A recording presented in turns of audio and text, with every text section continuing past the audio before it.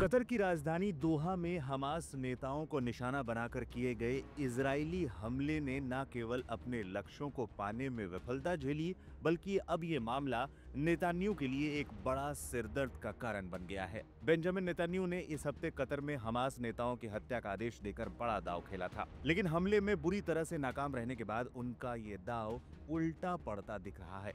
Netanyahu की योजना थी कि हमास के टॉप लीडर्स को मारकर न सिर्फ वो अपने टारगेट के और करीब पहुंचेंगे, बल्कि गाजा युद्ध में हमास को आत्मसमर्पण करने पर मजबूर कर सकेंगे। लेकिन हमास के दावे ने उसकी सारी योजना पर पानी फेर दिया। हमास ने साफ कहा है कि उसके सीनियर नेता इस हमले में बच गए और हमले से पहले ही वहां से निकल गए थे।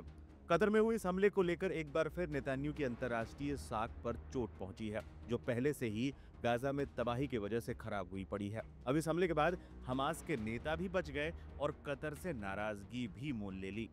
कतर और अरब देश हुए नाराज।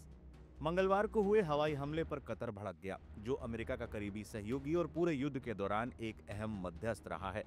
हमले की अरब देशों ने भी आलोचना की है और व्हाइट हाउस के साथ भी इजराइल के रिश्तों में तनाव आया है। खबरें तो ये तक निकल कर आई कि ट्रंप ने नेतान्याहू को फोन कर चेतावनी तक दी। इस हमले के तुरंत बाद कतर के पीएम ट्रंप से मिलने व्हाइट हाउस भी गए। इसका सबसे बड़ा नुकसान इजराइल को गाजा के फ्रंट पर हुआ। न सिर्फ इससे सीजफायर की कोशिशों में रुकावट आ गई है, बल्कि 20 बंधकों की जिंदगी और खतरे में पड़ गई है। कतर निभा रहा है मध्यस्थ की भूमिका। इजराइल का कहना है कि कतर में हुए हमले में 5 हमास सदस्य और 1 कतर सुरक्षा गार्ड की मौत हुई, लेकिन हमास का कहना है कि उसके सभी नेता बच गए। ये वही नेता है जो सीजफायर को लेकर लगातार बातचीत कर रहे थे। हमास और इजराइल के बीच कतर ही मध्यस्थता कर रहा था और अब तक जितने भी बंधकों और कैदियों की रिहाई हुई है, उसमें कतर की बड़ी भूमिका थी। अब देखना है, मंगलवार के हमले के बाद कतर के प्रधानमंत्री शेख मोहम्मद बिन अब्दुलरहमान अल थानी ने यह साफ नहीं किया है कि क्या अब भी कतर मध्यस्थता करेगा। अमेरिका से रिश्तों में तनाव। बीते 2 सालों में गाजा में हमास और इजराइल के बीच जारी जंग पहले से ही कई देशों तक पहुंच चुकी है। लेबनान, ईरान जैसे देशों से इजराइल सीधे जंग में उतर चुका है, लेकिन मंगलवार को उसने सबको हैरान कर दिया था जब इजरायली सेना ने कतर की राजधानी दोहा पर हमले कर दिए। एक्सियोस में सूत्रों के हवाले से प्रकाशित रिपोर्ट में कहा गया कि डोनाल्ड ट्रंप ने फोन करके बेंजामिन नेतान्याहू से कहा कि ऐसी हरकत दोबारा नहीं होनी चाहिए। ट्रंप ने यहां तक कहा कि यह कदम स्वीकार नहीं किया जा सकता। मैं कह रहा हूं, आप ऐसी हरकत फिर नहीं करेंगे। रिपोर्ट में यह भी कहा गया कि कतर की राजधानी में हुए हमले से डोनाल्ड ट्रंप के सलाहकार भी भौचक्के के रह गए। इसी को लेकर जब बात हुई तो ट्रंप ने नेतान्याहू और उनके सलाहकारों के काम पर हैरानी जताई और कहा कि आखिर आप ऐसा कैसे कर सकते हैं। साफ तौर पर कहा जा सकता है कि कतर के इस पूरे कांड ने नेतान्याहू की सिरदर्द एक बार फिर से बढ़ा दी है और आने वाले समय में चौतरफा घेराव वो महसूस करेंगे।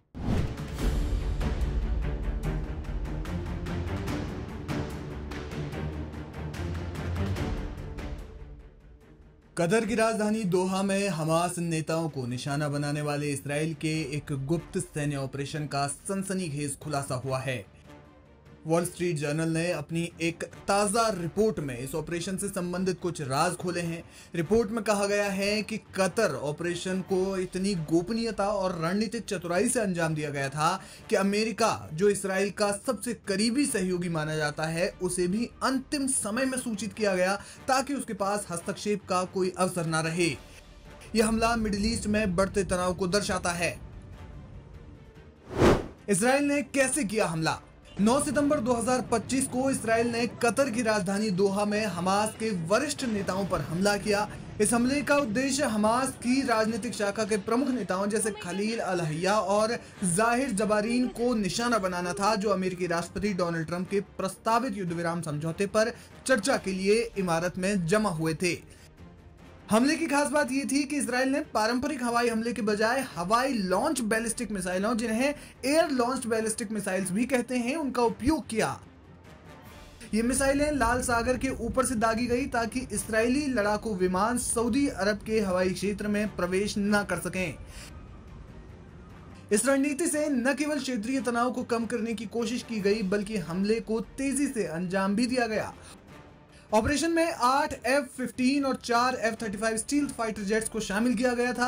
ये विमान इसराइल से दक्षिण की ओर लाल सागर के ऊपर उड़ान भरकर अरब प्रायद्वीप की दूसरी ओर से इन्होंने मिसाइलें दागी। हमले की दूरी लगभग 1500 किलोमीटर थी। छोटे वॉरहेड वाली सटीक मिसाइलों का उपयोग किया गया, जिसके कारण लक्षित इमारत का मध्य भाग नष्ट हुआ, लेकिन बाकी हिस्सा बरकरार रहा।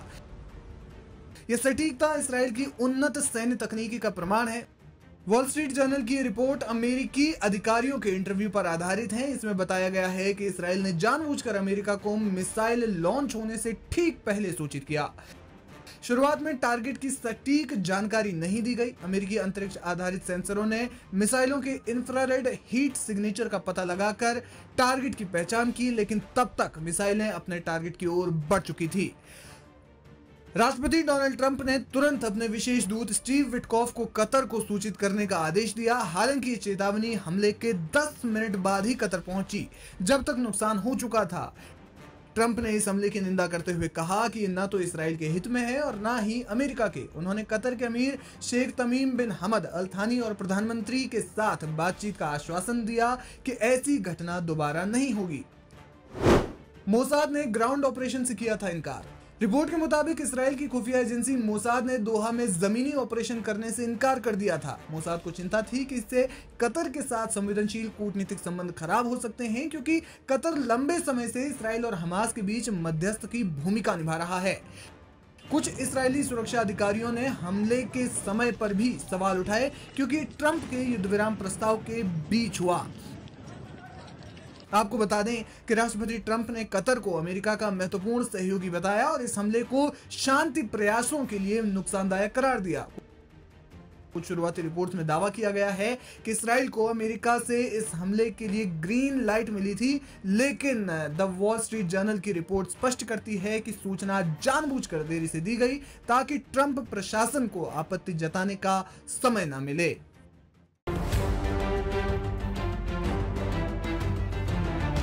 गाजा की जंग और भी खतरनाक मोड़ पर पहुंच चुकी है। मंगलवार तड़के हमास ने इस्राएली सेना पर बड़ा हमला किया। दावा है कि हमास के लड़ाकों ने गाजा सिटी के पास एक मेरकावा टैंक के अंदर ग्रेनेड फेंक दिया। धमाका इतना भीषण हुआ कि टैंक में मौजूद 4 इस्राएली सैनिक मौके पर ही मारे गए। इसका विजुअल बेहद भयानक और डरावना है, जो शायद इसराइल के लिए इस वक्त सबसे ज्यादा चौंकाने वाला होगा। इस्राएली मीडिया टाइम्स ऑफ इसराइल कहता है, यह हाल के महीनों में किसी टैंक पर सबसे घातक और भीषण हमला है। फौरन बाद इस्राएली सेना ने जवाबी कार्रवाई भी शुरू की। आईडीएफ का कहना है कि भागते वक्त 2 हमास लड़ाके मारे गए और एक इस्राएली सैनिक भी घायल हुआ। सेना ने इस पूरे हमले की जांच शुरू कर दी है। हमास का यह हमला इसलिए भी अहम है क्योंकि इससे कुछ महीने पहले ही जबालिया में इसके लड़ाके एक आर्मी चौकी पर धावा बोलकर 4 सैनिकों को मार चुके थे। उस वक्त भी इस घटना ने इसराइल की सुरक्षा व्यवस्था पर गंभीर सवाल खड़े किए थे। खुद प्रधानमंत्री नेतन्याहू इस हमलों को लेकर चिंतित हो गए थे। प्रधानमंत्री बेंजामिन नेतन्याहू ने हमले के चंद मिनट बाद ही गाजा सिटी को लेकर एक नई चेतावनी जारी कर दी। उन्होंने गाजा के रहने वाले नागरिकों से कहा, गाजा सिटी छोड़ दो, वरना नतीजों को भुगतने के लिए तैयार रहो। नेतन्याहू ने अपने संबोधन में कहा कि इसराइल अब गाजा सिटी पर पूरी तरीके से कब्जा करने की तैयारी में है। उधर इस्राएली सेना आईडीएफ का दावा है कि गाजा सिटी में पिछले दिनों एयर स्ट्राइक कर 50 से ज्यादा ऊंची इमारतें ध्वस्त की गई हैं। सेना का आरोप है कि इन टावरों का इस्तेमाल हमास निगरानी और हथियारों के भंडारण के लिए करता था। एक टावर तो सुरंग नेटवर्क के ऊपर बनाया गया था, जो सीधे हमास के ऑपरेशन हब तक जाता था। आईडीएफ का कहना है कि स्ट्राइक से पहले नागरिकों को निकालने की चेतावनी दी गई थी ताकि आम लोगों को बचाया जा सके, लेकिन जमीन पर हालात कुछ और ही तस्वीर दिखा रहे हैं। हजारों लोग अब गाजा सिटी से पलायन कर रहे हैं। गाजा सिटी में हालात बेहद तनावपूर्ण हैं। बमबारी के बीच लोगों का पलायन जारी है और दूसरी ओर इस्राएली सैनिक ग्राउंड ऑपरेशन की तैयारी कर रहे हैं। टाइम्स ऑफ इसराइल की रिपोर्ट बताती है, अब अगले कुछ दिनों में सेना गाजा सिटी में जमीनी घुसपैठ शुरू कर सकती है। हमास और इसराइल की इस टकराहट ने जंग को और भी खतरनाक बना दिया है। टैंक पर हमला, हवाई बमबारी और अब जमीनी ऑपरेशन की तैयारी। गाजा की धरती आने वाले दिनों में अब और खून खराबा देख सकती है, क्योंकि सीज फायर के बीच में ही इसराइल ने कतर के दोहा में अटैक करके उस मामले को भी अब संदेहास्पद बना दिया है। अब देखना दिलचस्प हो जाएगा कि आने वाले समय में गाजा आखिरकार किस तरीके से अपने आप को बचाता है।